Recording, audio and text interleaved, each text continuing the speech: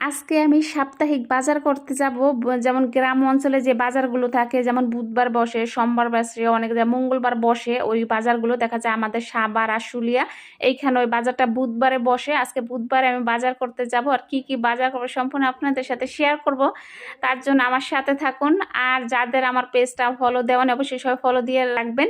চলুন তাহলে কি কি বাজার করলাম আপনাদের সাথে শেয়ার করি।